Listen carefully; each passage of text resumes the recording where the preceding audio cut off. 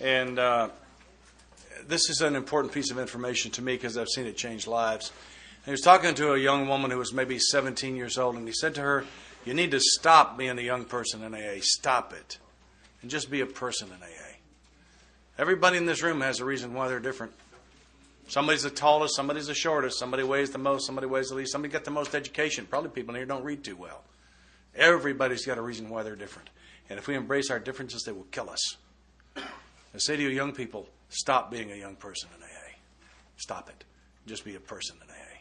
It's really important. We got to leave the differences at the door. Page 87. Last paragraph. As we go through the day, we pause when agitated. Pause when agitated. The difference between a response and a reaction is a pause. And I've got a good friend. As a matter of fact, a member of my home group said his screensaver on his computer, and I'm 61 years old. I'm technologically challenged. I can't do this. But this guy can change his screensaver. And he's got the letters, wow. He's got the letters PWA that bounce around on his screen for pause when agitated. And some people in his office said, "What is that?" And he said that, pause, and they said, "Wow, what a great idea." So even the earthlings like that one, huh? I wanted to talk a couple of minutes about sponsorship. We bounced off of it all weekend, but some specifics. I think for me, one of the things I do the poorest is the initial discussion with someone who's asked me to sponsor them. And it's a place I could really improve. By sitting down and talking about, let's talk very specifically about what I think sponsorship is and what you think it is. What whose responsibility is, what I expect, what you expect. Let's make some notes. Let's make some commitments so that we all know where we are. I think that's a good thing. I thought initially that my number one job as a sponsor was to coach a guy through the steps. I don't believe that anymore. I think my first job is to love them. I'm told that God is love. And when I give love, I give God. It's the highest gift. I am blessed today that I love all of the men that I sponsor. It's an amazing thing. My second responsibility is to coach them through the 12 steps. Because I believe they'll have a spiritual awakening as the result. Because I've never seen it fail. I've seen people fail to do it, but I've never seen the process fail to work. I don't solve their problems. Step 1, Section B says, my life's unmanageable. I can't manage mine. I sure as the world can't manage his. But what I can do when he brings me a problem or when he brings me a solution that he's about to try is to tell him if it looks to me like it violates spiritual principles. I think I'm a pretty good backstop for that. I think that's a good thing for me to do. I think it's also a good thing for me is to help him explore other options. When he brings me a question, I told you before I like to hear the word today in the question, and I want to hear the word today in the answer. And then I said, let's explore what do you see as your options. So he can think of 2 or 3 options. I can think of 4 or 5 more. One of the options is to get a 12-gauge shotgun, blow his head off. I think we should talk about that. I think if we talk about it, it's a pretty good chance it won't happen. I think that decreases the chances of that happening. So let's talk about the options that we see. Because I may see some he doesn't see. A lot of times there's middle ground. My sponsor does this for me. It's astounding to me how many times that I see answer A and answer B, and he sees about 5 in between. And usually one of those in between ones is a better one. So I like to explore options. But I don't want to make the choices for him. I don't want him to learn to be Scott dependent. I want to learn to be God dependent. It's a healthier move. Once I've gotten them into step 9, that's when I get them to start sponsoring. It's easy to find guys to sponsor. Just stand in the door and ask for them. They're not hard to find. They're at treatment centers. Treatment centers hold them still for us. So are the jails. It's not hard to find them. I don't want to hear you can't find someone to sponsor. I'll find you someone today. That's not hard to do. And then what I'm going to do is I'm going to ask them to get this new fellow they're sponsoring, to get his permission to talk to me in detail about everything about this person. Let's get permission to do that. And then what I'm going to do is I'm going to coach him through coaching this newcomer through the 12 steps. I'm not going to let him risk somebody else's life. I'm going to be available, and I'm going to coach him through coaching this guy through the 12 steps. I've seen an awful lot of people get through the steps once, and they have these huge awakenings. And then they come back to me about 6 months. They say, take me through the steps again. And I say, I'll take you through them again, but it's not going to happen again. You're not going to get that again. The way you get that again is when you take someone else through. and they light up. And you sit in that glow. That's where that comes from. But me going through, I do believe in going through the steps again. I'm sober 20 years. I think I've done 16 4-steps. I've missed a case. I did my last one on an airplane in about 30 minutes. If you stay current, there isn't much there. Doesn't take long. Doesn't take long. The first one takes a pretty good while, but it doesn't take too long after that. I think it's important for me to pray on every contact with the men that I sponsor. If I ever get to the point where I think I am sufficient to sponsor them, I think I'm in real trouble. So I need to be checking in with God each time. Talking on the phone, I don't have to pray out loud. When I sit with someone I sponsor, we always take a few moments and sit and invite God to sit with us. We always do that. My fifth sponsor died when I was sober 11 years, and clearly 11 years isn't sober long enough to not be sponsored. And, I mean, he was on his deathbed, and we knew it, and I don't know why I wasn't looking. It's because I'm brain damaged. And when Don died, I was about 2 weeks without a sponsor, and I was crazy. And I didn't know what I was looking for was my problem. And I sat and analyzed the 5 men who'd sponsored me to that point. And I have had the 5 finest sponsors any man's ever had. And they were very different individuals, but they had common characteristics. So I asked myself, what were their common characteristics? And I share that with you. If you knew you don't have a sponsor, you're about to change, whatever, maybe this would be useful to you. They certainly were for me. So here were the characteristics of my sponsor. They were all sober men.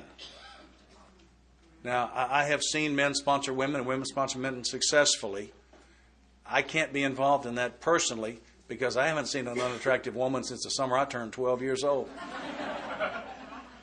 And this is life or death, and I can't afford to get confused. So that's for me. It was sober man who had a sponsor himself. Hopefully, that means that he's surrendered. Definitely, it means the day I bring him a problem he can't solve, we have a plan. It's got to be someone who's already done the steps. If page 96 is correct, and his primary job is to either take me through the steps or make sure that my step work stays solid. Well, at my home group, they say you can't anymore give away something you ain't got, and you can come back from somewhere you ain't been. So I've got to make sure he's got it. It's a fair question. It's got to be somebody who's active in service. I hear this attitude of gratitude. My sponsor told me the only 2 things attitude and gratitude have one thing in common, and that's that they rhyme. Gratitude is action. Thankful is when I'm really glad this happened to me. Gratitude is when I'm so glad it happened to me that I got to stand in the door and try to capture the newcomers. I got to take meetings into jails. I got to do the things. Look around. The winners are all doing something to give it back. They serve the group as the treasurer, the GSR. They're doing something. So it's got to be somebody who's active in service. It's got to be someone who will tell me the truth when I do not want to hear it. It's got to be someone who does not care what I think about him. A friend of mine said his sponsor told him, he said, I would rather have you hate me for the rest of a long and productive life than be your best friend for your last 30 days. So it's got to be someone who will tell me the truth I don't want to hear. I had a fellow that I used to drink with call me about 5 years ago now, 6 years. And he said, I'm in treatment, and I said, I got to get a sponsor. Would you sponsor me? I said, sure, I will. And we're not friends starting right now. Because I'm going to make suggestions, and you're going to take them as orders, so this isn't going to work. And when you have a brand new, shiny 5-year chip in your pocket, we'll renegotiate if you want to. He's carrying a 6 now. We haven't renegotiated. Yeah, because that's working. And I think also one of the most important characteristics is I got to have a sponsor that laughs a lot. It just astounds me when I see someone get a sponsor that's a sourpuss. I can't figure that out. I asked Jerry Crow to sponsor me because I wanted to feel like he looked. Because he looked like he was having a pretty good time. Is that why you drank? Wasn't to have a good time? Still want to have a good time? Yeah. Well, get a sponsor that's having one. You won't have to figure it all out. You just do what he's doing. Simple enough. For those of you who've been wondering how your sponsor always knows when you're full of it, I'm going to let the secret out right now. Okay? It's when the sponsor hears the magic words, everything after that's BS. And the magic words are, yes, but. Everything after that's BS. All right? Very good. So they teach that at the sponsor school. Page 100.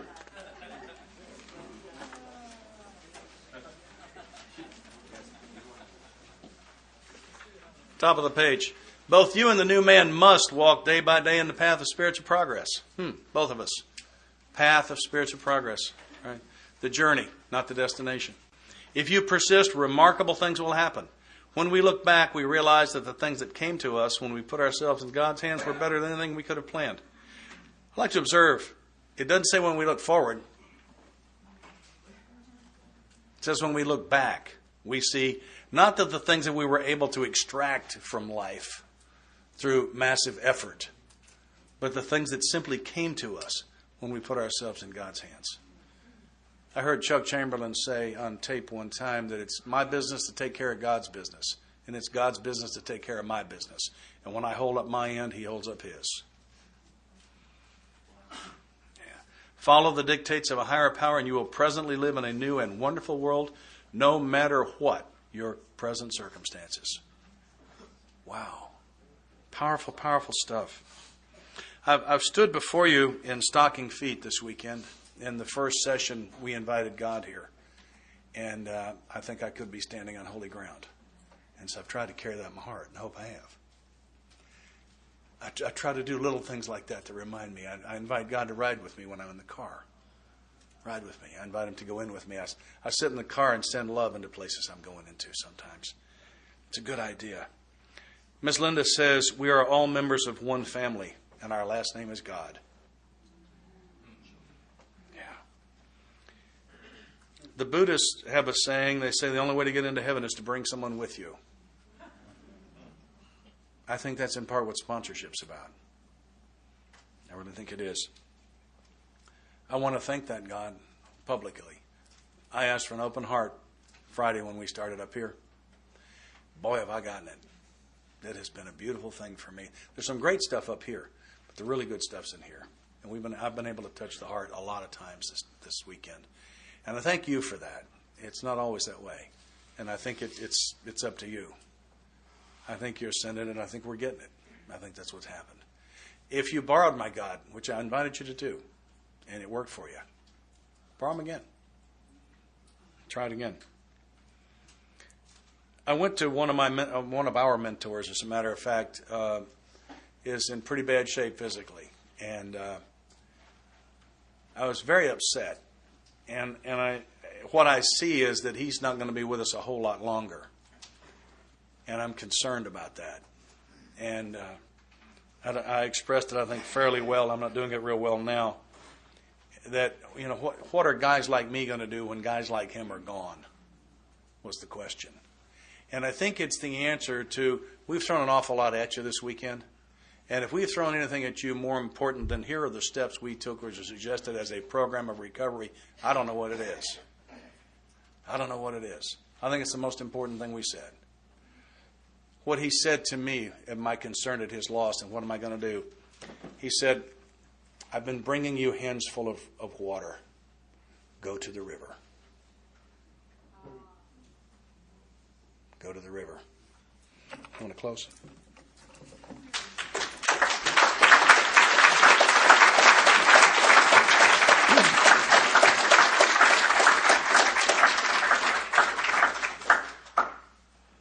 I wish we had more time. Working with others is really a sponsorship manual. It is so specific, blow by blow, of every conceivable situation that you will ever encounter when sponsoring someone or working with a newcomer. It tells you, in a sense, what to share in meetings.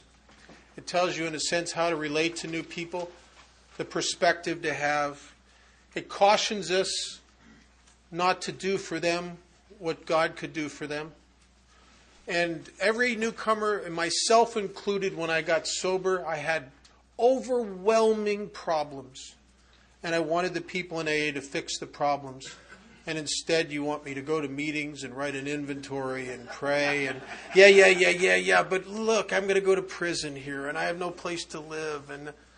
And you kept going back to teaching me this program in spite of my demands for attention on all these other areas, until you just exasperated me. And I just said, okay, I'll do it your way. And there's an old adage that if you give a man a fish, he'll eat for a day and still be hungry. But if you teach him to fish, he'll eat for a lifetime. And most new people come to AA looking for fish, and they get fishing lessons. Right? And that's what we do. We get fishing lessons here. Vision for You says that God will show you how to create the fellowship you crave. I have always craved unity. I drank for unity. I drank to be a part of. I drank because I didn't fit. And the way that we get this is we watch a fellowship build up around us as a result of what we do here. And if you go into the hospitals and institutions and you stick your hands out to the newcomer and you go on the 12-step calls, you will find a community about you, a community in action, helping other alcoholics with a purposeful community. And that's what my home group is. It's a purposeful community. It's a community in action. I was up in Northern California 15 years ago, and I was at an AA event up there, and the guy that was my host, we were sightseeing a little bit, and he took me to this place that blew my mind. They had these trees that were 300 feet high. And some of these trees were 30 feet in diameter. You've probably seen, there's pictures of this one tree. They have a road through the tree. It's so big. These trees are incredible. I would stand in that forest and I felt small and insignificant, as if I was in some primordial Jurassic Park kind of place. It was amazing. It was a very humbling feeling of being small in the magnificence of these trees. And we got in this guy's truck and we're driving across to look at more trees like that, another part where there's more trees, and we're going by these meadows. And the guy says to me, he says, "You notice you won't see a 300-foot tree in one of those meadows by itself?" And I said, "Yeah." I said, "How come?" He said, "Well," he said, "it is their nature to aspire to grow to such magnificent heights that what happens is they literally outgrow their roots' capacity to hold them up. And they will literally topple over on their own aspirations and magnificence." And he said what they do is they grow up in groves together and they intertwine their roots under the soil into a net at the floor of the forest, and they literally feed each other and hold each other up. And when he said that to me, I thought, my God, that's all my life. I've aspired to take bigger bites out of life. I've been a guy who's never been satisfied. I've had the thing that Ed Dowling talked to Bill Wilson about that has driven me all my life, the divine dissatisfaction. God's greatest blessing. I've always wanted more, and left alone to myself, it all but killed me.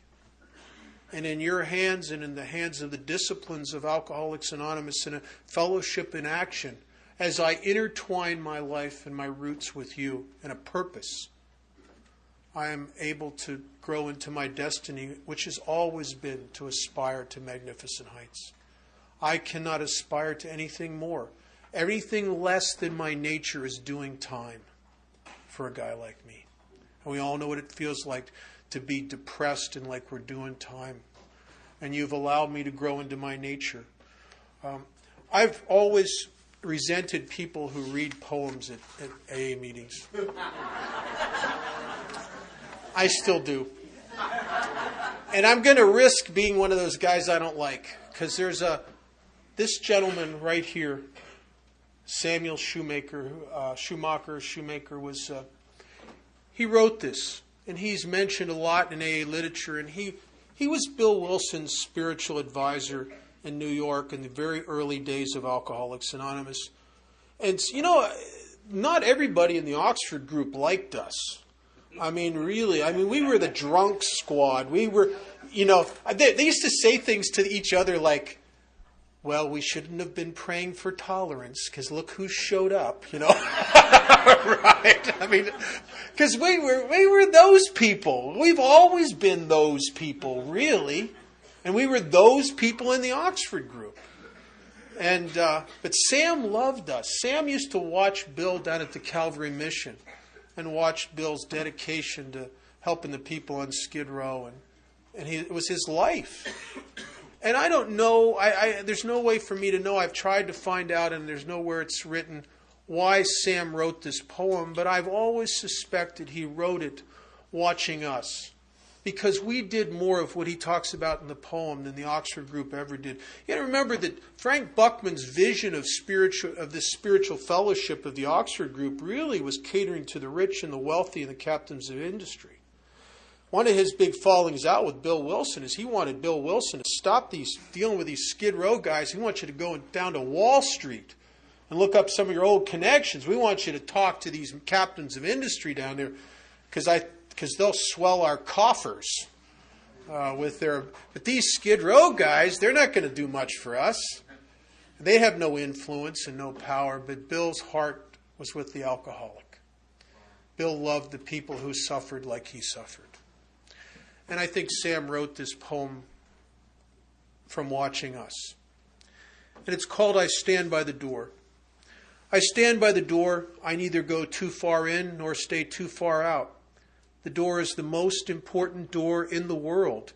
It is the door through which men walk when they find God. There's no way my going way inside and staying there when so many are still outside and they, as much as I, crave to know where the door is. And all that so many ever find is only the wall where a door ought to be. They creep along the wall like blind men with outstretched, groping hands, feeling for a door, knowing there must be a door. So I stand by the door. The most tremendous thing in the world is for men to find that door to God. The most important thing any man can do is to take hold of one of those blind, groping hands and put it on the latch that clicks and opens only to that man's touch. Men die outside the door as starving beggars die on cruel nights in the dead of winter, die for what is within their grasp. They live on the outside of it. They live there because they cannot find it. Nothing else matters compared to helping them find it and open it and walk in and find Him. So I stand by the door. Go in, great saints. Go all the way in. Go way down into the cavernous cellars and way up into the spacious attics. It is a vast, roomy house, this house where God is. Go into the deepest of hidden casements of withdrawal, of silence, of sainthood. Some must inhabit these inner rooms and know the depths and heights of God and call outside to the rest of us. How wonderful it is. Sometimes I take a deeper look in. Sometimes I venture in a little further, but my place seems closer to the opening, so I stand by the door. There is another reason I stand there. Some people get part way in and become afraid, lest God and the zeal of His house devour them, for God is so very great and asks all of us. These people feel a cosmic claustrophobia and they want to get out. Let me out, they cry, and the people way inside only terrify them more. Somebody must be by the door to tell them that they are spoiled for the old life. You see, they have seen too much. For once you taste God, then nothing but God will do any more. Somebody must be watching for the frightened who seek to sneak out just when they came in, to tell them how much better it is inside. The people too far in do not see how near these are to leaving, preoccupied with the wonder of it all. Somebody must watch for those who have entered the door but would like to run away. So for them too, I stand by the door. I admire the people who go in. I wish they would not forget, though, that how it was before they got in. Then they would be able to help the people who have not yet even found the door, or the people who want to run away again from God. You can go in too deeply and stay too long, and forget the people outside the door. As for me, I shall take my old accustomed place, near enough to God to hear Him and know that He is there, but not so far from men as to hear them, and remember that they are there too. Where? Outside the door. Thousands of them, millions of them. But more important for me, one of them, two of them, perhaps 10 of them, whose hands I'm intended to put on the latch. So I shall stand by the door and wait for those who seek it. I had rather be a doorkeeper, so I stand by the door. And I give my undying gratitude to the members of Alcoholics Anonymous who stood in the hospitals and the institutions and the missions when guys like me were dying of alcoholism, and you repeatedly showed up and you gave of yourself, and you looked for guys like me when I didn't want to be found. Thank you for my life.